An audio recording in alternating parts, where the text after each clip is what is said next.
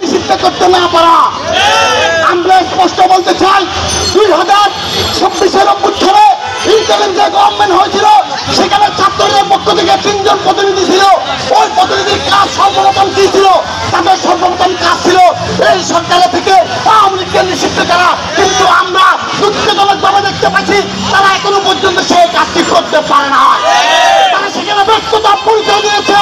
আমরা স্পষ্ট বলতে চাই বিভিন্ন জায়গায় আবার নিউজ আসতেছে তারা আবার দলে দলে আওয়ামী লীগ এবং তার দোষীদেরকে পুনর্বাসন করার চেষ্টা করতেছে।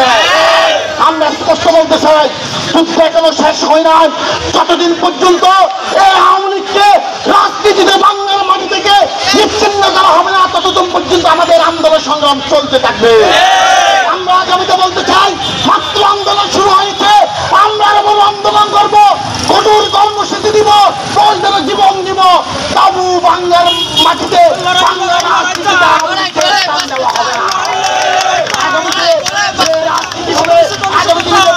হবে।